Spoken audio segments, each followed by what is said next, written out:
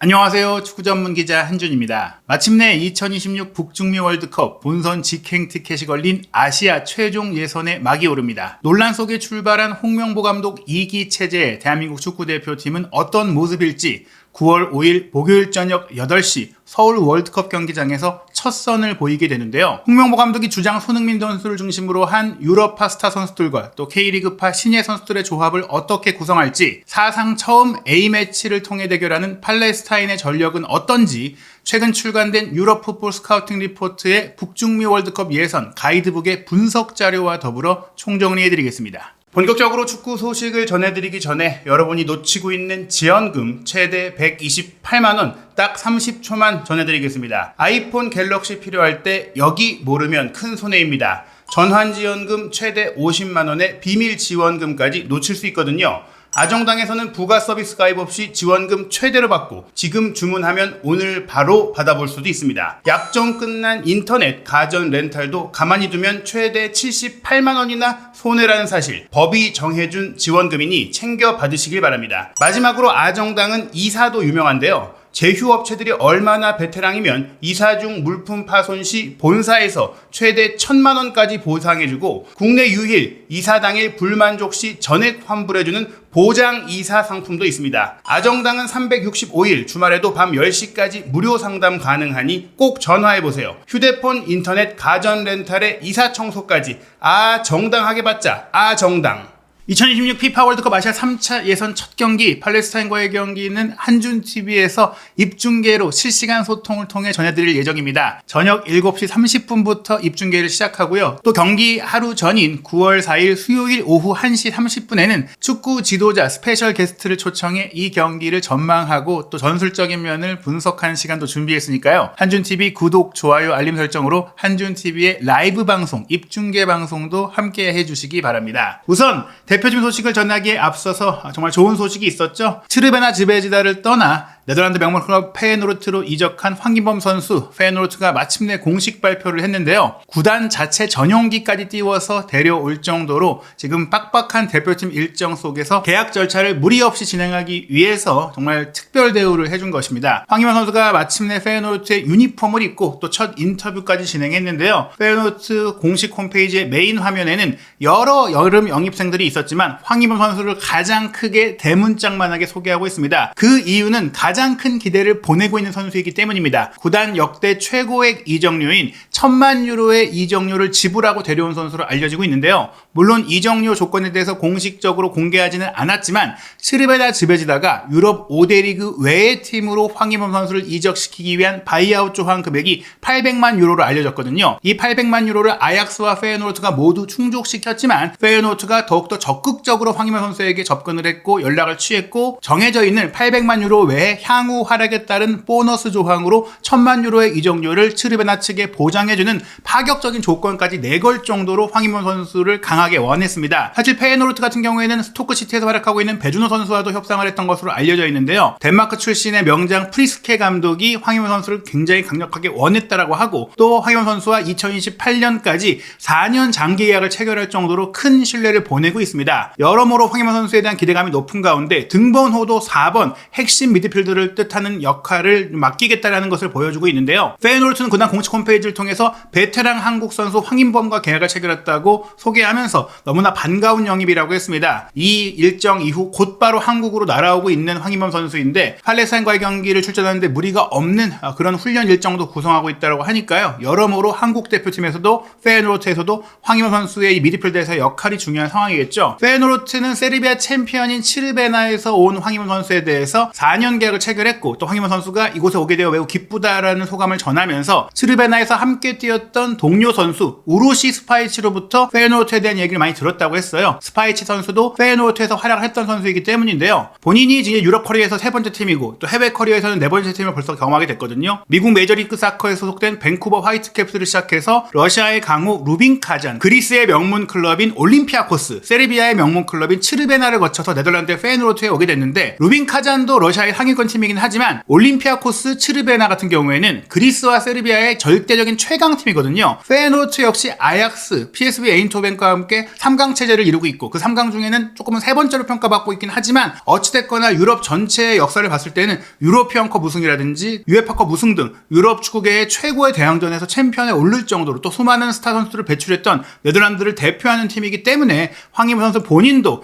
그저 한 나라의 최강의 팀이 아닌 유럽 전역에서 크게 인정받고 있는 명문 클럽으로 왔다는 점에 있어서 이곳에서는 최대한 오랫동안 머무르고 싶다라고 이야기했습니다. 실제로 올림피아코스 그리고 츠르베나에서는 짧게 머물고 이적을 바로 했거든요. 그런데 짧게 머물고 이적할 수 있었던 이유가 본인의 활약이 뛰어났기 때문입니다. 올림피아코스에서도 구단 올해의 선수에 선정이 됐고 츠르베나에서는 세르비아 리그 우승과 세르비아 FA컵 더블 우승을 이끄는 과정 속에서 세르비아 리그 올해의 선수로까지 선정이 됐기 때문에 페노르트에서 과감한 투자를 하는 데 있어서 확실하게 검증이 됐다고 볼 수 있고요. 이미 츠르베나에서 UEFA 챔피언스리그 조별리그를 경험했고 올림피아코스에서도 유로파리그 무대를 경험했기 때문에 이번에 챔피언스리그 확대 개편된 36개 팀 체제의 역대급 챔피언스리그에 도전하면서 황희찬 선수가 단지 네덜란드의 챔피언이 아닌 유럽의 챔피언을 노리면서 페노르트에 입단했다고 볼 수 있겠죠. 그 기분 좋은 기운을 이어서 이번 월드컵 최종 예선 단계에도 황희찬 선수가 중용될 것으로 보이는데요. 먼저 우리 대표팀의 상대인 팔레스타인 역대 전적을 보시면 국가대표팀, 성인 대표팀 간의 대결은 없었고요. 23세 이하 대표팀 간에 딱 한 차례의 대결이 있었어요. 사실 팔레스타인이 전쟁 문제로 인해서 꽤 오랫동안 중동에서도 변방에 가깝고 좋은 성적을 내기 어려웠는데 근래 국제축구연맹의 전폭적인 인프라 지원과 인도적 지원을 통해서 축구 인프라, 훈련장, 환경 등이 아주 개선됐고 경기장 시설도 굉장히 좋아지고 있다고 합니다. 이러한 투자를 바탕으로 최근 아시안컵에서도 좋은 성적을 냈고 또 월드컵 예선전에서도 아주 좋은 성적을 내면서 우리가 속한 아시아 최종 예선 3차 예선 비조에서도 결코 만만히 볼 수 없는 전력을 갖췄다라는 평가를 받고 있습니다. 물론 14년이나 전의 일이긴 하지만 2010년 광저우 아시안게임 조별리그 당시에 우리가 팔레스타인 23세 이하 팀을 만났을 때는 윤빛가람, 박주영, 박희성 선수의 골로 3대0의 완승을 거뒀었는데요. 흥미로운 것이 그 당시에 한국 아시안게임 대표팀을 이끌었던 감독이 현재 성인 대표팀을 맡게 된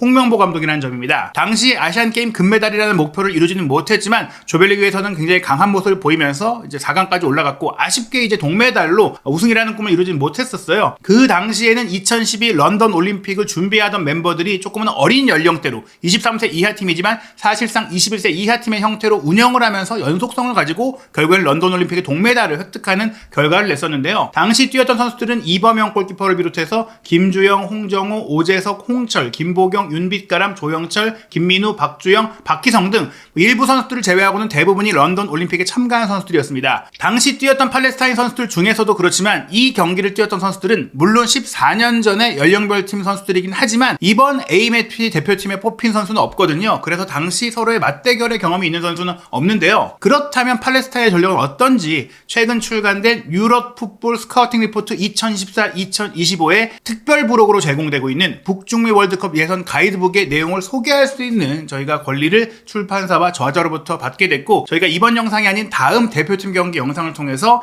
유럽 풋볼 스카우팅 리포트 구독자 증정 이벤트도 준비하고 있으니까요. 한준TV 구독, 좋아요, 알림 설정 해두시고 다음 영상에서 이벤트도 참가해서 가이드북 무료로 받아보실 수 있는 기회에 도전해주시기 바랍니다. 우선 이 스카우팅 리포트의 특별 부록에 속한 내용, 전력 분석 내용 소개해드리고자 하는데요. 한국이 속한 B조의 전력 분석에서 1호 5랑이라는 이제 표현을 했어요. 한 마리의 호랑이 나머지는 이제 1이다. 즉 한국이 절대적인 B조의 강자라는 얘기인데요. 1강 2중 3약의 명확한 판세로 소개를 하고 있습니다. 각조 2위까지 본선에 직행을 하는데 이 2위 자리를 놓고 2중이 경합을 할 것 같고 3, 4위 팀도 일단은 4차 예선 단계를 통해서 추가적으로 아시아에 배정된 총 8.5장의 티켓 중에 남은 2.5장에 도전할 수 있는 기회가 있기 때문에 어느 때보다 이 중하위권 팀들도 끝까지 이제 포기하지 않고 경쟁력을 보이면서 경기를 포기하는 사례가 없을 것이다라는 점에 있어서 이번 예선전 많은 나라가 이제 참가를 하게 됐죠. 48개국의 본선으로 확대가 됐긴 했어도 결코 만만히 볼 수 없는 최종 예선이다 봐야 될 것 같습니다. 극동의 호랑이 한 마리와 중도의 늑대 5마리 조추첨 직후 이 표현을 한 것은 중국 인터넷 언론이었는데요. 중국 인터넷 언론이 원래 자극적으로 소문나 있긴 하지만 이 헤드라인은 분명히 독특했습니다. 동아시아의 호랑이 대한민국이 중동의 늑대라고 할 수 있는 이라크, 요르단, 오만, 팔레스타인, 쿠웨이트에 둘러싸여서 어떻게 레이스를 전개할지 무척 궁금해하는 것 같았는데요. 대한민국은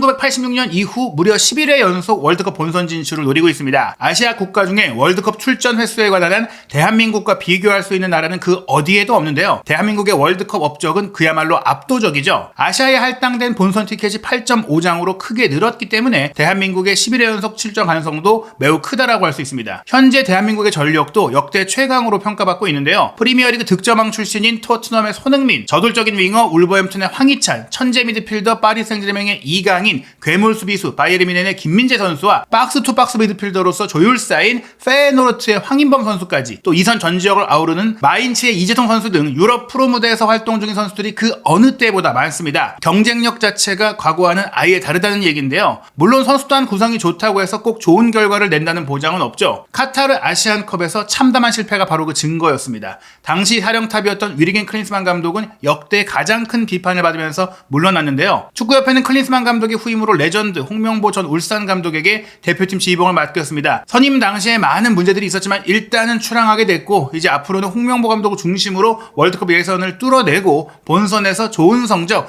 본인도 이제 8강 이상의 성적을 내겠다라고 이제 출사표를 던졌고, 이번 월드컵은 그야말로 결과가 무엇보다 중요한 대회로서 협회와 또 홍명보 감독의 선택이 심판과 또 결론을 맺게 될 것 같습니다. 다만 그 결과와 관계없이 협회의 감독 선임 과정에 잘못된 일들은 반드시 시정되어야 하고 짚고 넘어가야 할 부분이기 때문에 월드컵 예선전이 시작해서 이제는 대표팀의 일정에 집중을 하겠지만, 앞으로도 협회가 제대로 운영되고 있는지 또 어떤 문제들이 생기지 않는지는 면밀하게 지켜보고 감시해야 될 것 같습니다. 대한민국의 본선행에 가장 큰 걸림돌이 될 팀은 이라크와 요르단이라고 할 수 있는데요. 이 두 팀은 지난 아시안컵에서도 매우 위력적인 모습을 보였습니다. 이라크는 조별리그에서 일본을 격파했고 요르단은 한국에 승리했고 결승까지 올랐죠. 이라크는 무서운 복병입니다. 2달 전까지 3차 예선 조추첨 때 3포트에 들어갈 거라는 전망이 많았는데요. 2차 예선에서 파죽의 6연승을 거두면서 피파 랭킹을 꾸준히 향상시켰고, 결국 마지막 순간 사우디아라비아를 3번 포트로 끌어내리며 2번 포트로 올라섰죠. 스페인 출신의 헤수스 카사스 감독은 뛰어난 전술가입니다. 아시안컵에 이어 월드컵 2차 예선에서도 효율적인 블록 수비, 빠른 공수 전환,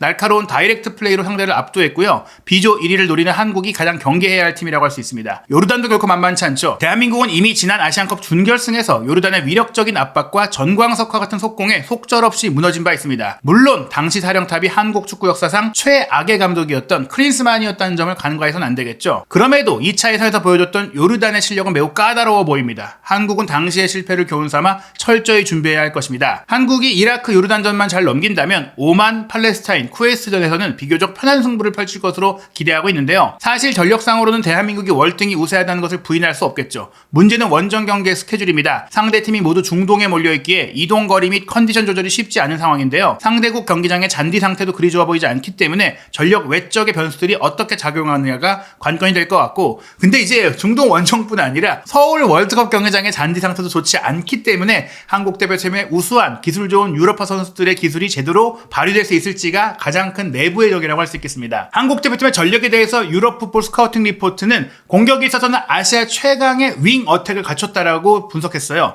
점유율을 바탕으로 확률 높은 공격을 펼친다. 짧은 패스 게임이 주를 이루지만 중거리 패스와 롱볼도 적절히 가미하고, 지공 때는 센터백 김민재, 수비형 미드필더 정우영으로부터 1차 빌드업을 시작합니다. 대한민국의 이선 공격수들은 아시아권에서는 단연 압도적인 기량과 스피드를 가지고 있기 때문에 이 선수들이 수시로 위치를 바꿔가며 콤비네이션 플레이, 솔로 플레이를 다양하게 전개하고요. 공격 상황, 파이널 서드 지역에서는 좌우를 폭넓게 활용하는데요. 활발한 윙어택은 단연 아시아 최강이라고 할 수 있습니다. 수비적으로는 미드블록 존 프레스를 쓸 것으로 예상되는데요. 하이 프레스를 지향했던 과거의 클린스만 감독의 스타일을 이야기한 것이다 보니까 이번에 홍명보 감독이 선임된 이후에는 MIK로 불리는 메이드 인 코리아의 새로운 축구 철학을 통해서 강한 전방 압박도 시도될 수 있기 때문에 이 전력 분석 내용과 다른 새로운 축구가 나올 수 있을 것이다라고 생각이 됩니다. 한국 대표팀의 2차 예선 결과는 C조에서 1위를 차지했습니다. 5승 2무 20득점 1실점으로 아주 빼어난 결과였지만, 지난 3월 클린스만 감독이 경질됐을 때 황선홍 감독 임시체제에서 태국과 홈경기 1대1로 비겼던 것은 조금은 실망스러운 결과였습니다. 그래도 2차 예선에서 보여줬던 기록들을 봤을 때는 한국과 상대국의 평균 기록에 있어서 한국의 평균 점유율이 무려 71%였고 득점도 평균 3.33골, 그리고 슈팅도 경기당 16.2회로 상대 팀들이 4-5개의 슈팅을 하는 동안 거의 3배 가까운 슈팅을 했습니다. 유효 슈팅으로 따지면은 경기당 7.4회 무려 7-8개의 슈팅을 골대 안으로 보냈는데, 상대 팀의 경우에는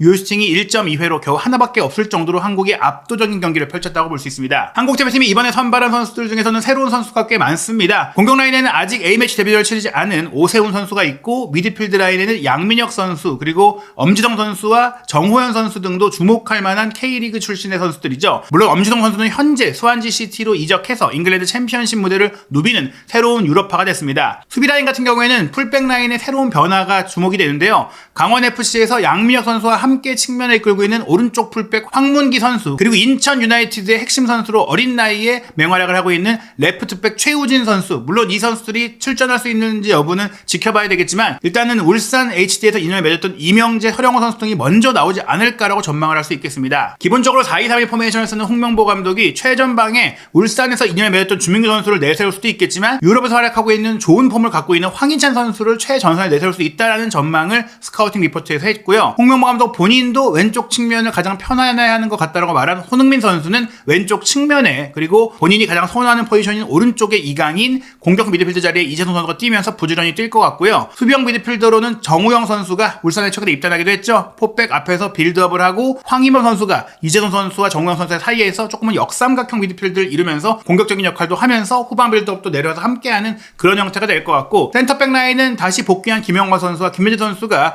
왼쪽 오른쪽에 자리할 예정이고, 김승규 선수가 아직 부상에서 완벽하게 회복하지 못한 가운데 조현우 선수가 골문을 지킬 것 같습니다. 팔레스타인의 전력을 소개해드리겠습니다. 팔레스타인의 감독인 마크람 다부부 감독은 1972년 튀니지 출신입니다. 북아프리카의 강호죠. 튀니지 출신. 현역 시절에도 스페인 튀니지 최고의 팀인 에스페랑스에서 활약을 했고 또 골키퍼로 활약했다고 하는데요. 현역 은퇴 직후에 2010년에 팔레스타인 대표팀 코치를 맡아서 무려 11년 동안 팔레스타인 대표팀의 코치직을 수행해왔고, 그 경험을 바탕으로 2021년에 팔레스타인 국가대표팀 감독으로 승격을 했는데요. 지휘봉을 잡자마자 능력을 발휘했다고 합니다. 팔레스타인이 아시안컵 조별리그에서 1승 1무 1패를 기록하면서 조 3위로 16강에 오르는데 큰 역할을 했고요. 월드컵 아시아 2차 예선에서도 2승 2무 2패라는 좋은 성적으로 호주에 이은 2위로 3차 예선 진출을 이끌었습니다. 팔레스타인의 공격은 위력적인 역습, 그리고 좁은 좌우 폭이 중요한데요. 종방향의 다이렉트 플레이, 그리고 역습에 특화된 팀입니다. 점유율에는 크게 신경 쓰지 않고 있기 때문에 우리가 역습을 조심해야 되는데요. 특별한 경우를 제외한다면 공격수 한두 명이 하프라인에 진을 치고 있다가 찬스가 생기면 최단 시간에 파이널 서드에 진입하면서 승부를 보는 스타일입니다. 반면 파이널 서드에서 횡방향으로 공을 돌릴 때는 좌우폭을 좁게 가져가는데요. 블록으로서 함께 움직이고 좌우 방향 전환 때 짧은 패스로 하프 스페이스를 통해서 단계를 거치고 있어요. 밀집 수비를 깨기 위해 기습적인 중거리 슈팅도 자주 구사합니다. 수비 메커니즘을 보시면 하프라인의 블록을 설정하는 존 프레스인데요. 하이 프레스, 전방 압박은 거의 하지 않고 하프라인 전후로 블록을 만듭니다. 수비할 때 로우 블록, 낮은 블록으로 좌우폭과 전후의 폭이 모두 좁은 두 줄 수비를 펼친다고 보시면 될 것 같아요. 블록을 형성해서 함께 움직이면서 상대의 짧은 패스 콤비네이션을 막는 데 중점을 두고 있고요. 대신 크게 반대편으로 열어줄 때는 공간을 점령당하면서 2차 크로스를 쉽게 내주는 약점이 있기 때문에 우리가 크로스 공격을 활용할 필요가 있습니다. 라인 컨트롤러는 골라인에서 19m에서 20m로 비교적 높이 올라와 있기 때문에 밑에 내려와서 압박을 하긴 하지만 골문 근거리에서 수비를 하는 건 아니고 앞에 나와서 상대의 중거리 슈팅도 막는 형태로 경기를 한다, 이렇게 보시면 될 것 같습니다. 팔레스타인에 주목할 선수 몇 명 소개해드리면요. 우선 공격수 2차 예선 6경기에 출전해서 3골을 기록한 오다이 다바그 선수가 있는데요. 샤를루아 SC에서 활약하고 있는 유럽파 선수입니다. 팔레스타인 본토 출신으로 유럽에서 활약하고 있는 거의 유일한 선수로서